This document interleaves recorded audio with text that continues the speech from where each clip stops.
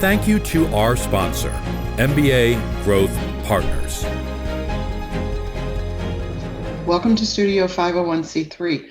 I'm your host, Kim Jones, CEO of the Nonprofit Village, a capacity builder and shared space for nonprofits. The show features nonprofit organizations that provide critical and essential services and programs in the community.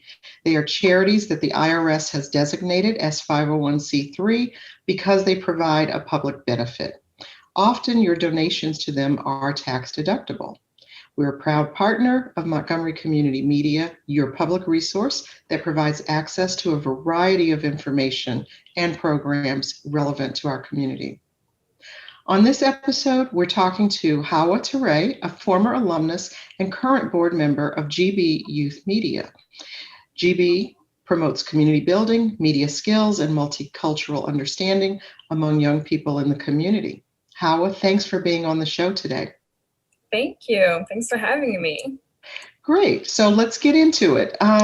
So GB was founded by Richard Jaggi some years ago as Gandhi Brigade, but it's gone through this transformation over the last several years, and it's making sure that it remains relevant to the youth that it serves and to the community. So tell us a little bit about that and what the mission is, what the vision is, what you're trying to accomplish. Okay. Well, I'm going to take it back since I'm a founding member along with Richard Jaggi back in 2005. So back then, Gandhi Brigade was still about working with young people and advocating and helping young people express themselves and have a voice in their community. Mm-hmm. So back then, this is what they were doing, and this is what's still relevant to us today. We just have a little bit of changes because the youth today versus the youth that were there when I started are completely different and also have different views and different interests. So currently our vision is we want to see young people shape their communities and have a community where everyone values and respects one another and where everyone also has the opportunity to express themselves using media arts. Very relevant. It talks to what we're trying to accomplish in terms of inclusivity in our society. Yes. Also, our mission is to create communities where young people build confidence and media skills to express themselves and promote community building and multicultural understanding and have a common good, specifically on issues that impact them. So, what else has happened with this transformation? Have programs changed, outreach, how you accomplish the work, how you measure the impact of the work you're doing in the community? What's been the total transformation there? So one of the biggest transformations is Gandhi Brigade finally has a space of its own. Throughout the years, we have struggled to find a space to call home, a space where youth can come and learn, be productive, and just utilize media. So finally, after several years since 2005, where we've just been moving around, we essentially call it hopping from couch to couch, we finally found our own home at the Where is that library. Home? Where is that? The Silver Spring Library. So that's around 900, I think around Wayne, yeah. Wayne Avenue. It's the intersection of Wayne and Fenton. Fenton, yeah, right in downtown Silver Spring. Yes. Well, during a pandemic, most people are not in their own spaces, but what has been the impact of having that available to you? I mean, prior to the pandemic, it was amazing. This is, especially for me, it was something that we all wanted, but now we have a safe space for kids. Mm-hmm. We have the equipment and we have space to store it. And we also feel like our youth have gravitated towards us a lot more because they know that they can come here mm-hmm. and be independent to work on things that are important to them. So it definitely has brought in more youth, and it also has stabilized us in the community. Yeah, that makes a big difference. That makes a big difference, and especially with the ability to probably house more equipment as well, yes. because of all the media work that you're doing. Are you partnering with other organizations in the community in order to do any of that media work? We have in the past partnered with a lot of organizations. Well, once we had moved into our space, the pandemic essentially happened when we were fully moved in, Right. but we have partnered in the past with other organizations to do work. We have done work with Probably other media organizations and youth serving organizations. mainly youth serving organizations. Okay. So is that how a lot of the, is that how a lot of the youth also find out about you, sometimes through another program?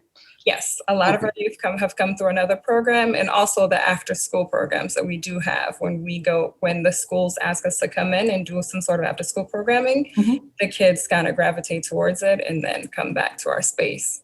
And how many youth are you serving, and what kind of age group does that break down to?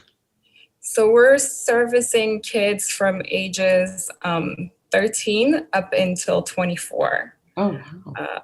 Yeah, and we mainly service a bunch of youth in the Langley Park region. So that's our primary service location.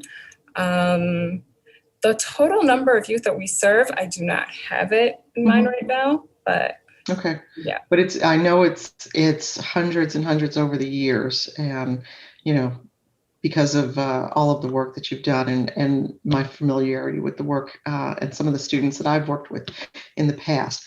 Are there a range of programs, or is it one primary program that you offer? We have a range of programs. We have them in 3 service areas. So they're comprised of 3 service areas. One is space, the other is skills and creativity, and the third is advocacy. We also have a fee for service programming. So it's an entrepreneurship program for young kids to have some sort of internship. And how does that work? Specifically, the space component is youth having a place where they can come in to either do homework, produce their media, just a space to meet, just like an office space, like a headquarters for them. So that's where the space component comes in. And currently during the pandemic, that space we have started doing social work and therapy sessions specifically for kids. I'm going to interrupt you for just a moment, because we do need to take a brief break. And when we come back, I want to pick up right here and have you talking more about the programs. So our viewers will hear more about the programs and services provided by GB Youth Media, Studio 501c3 on Montgomery Community Media. We'll be right back.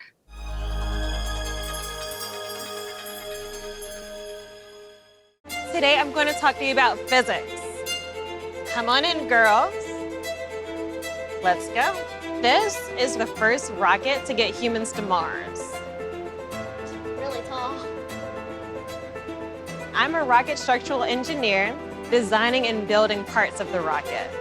You are the generation that will be stepping foot on Mars. Do I have a group of astronauts on my hands? Yes. You can become a rocket scientist or whatever else you want to be.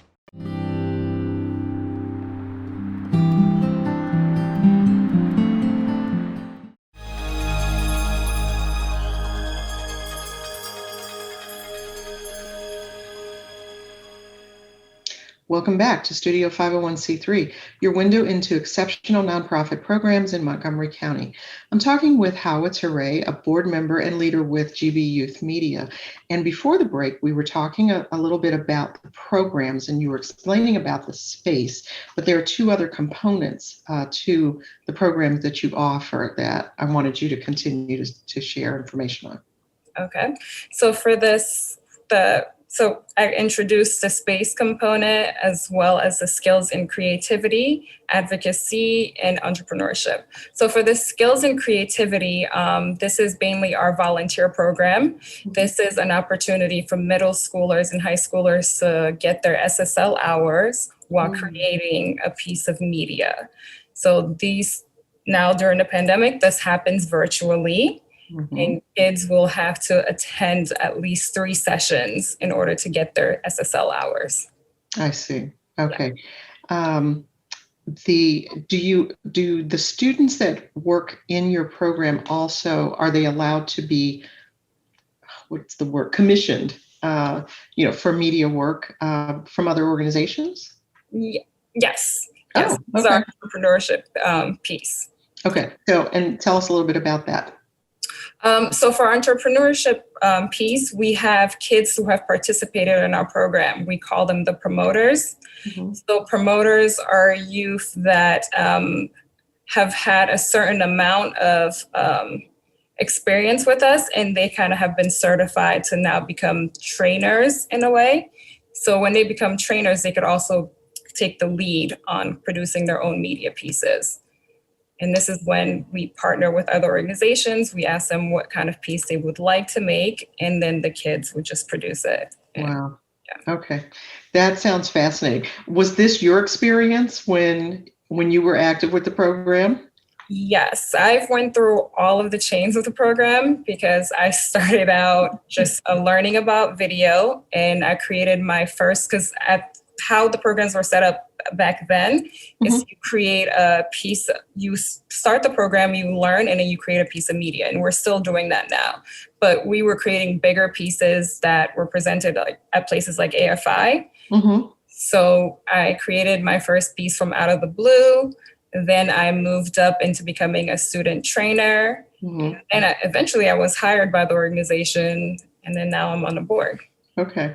So you've been through every one of the positions. Yes. That's exciting.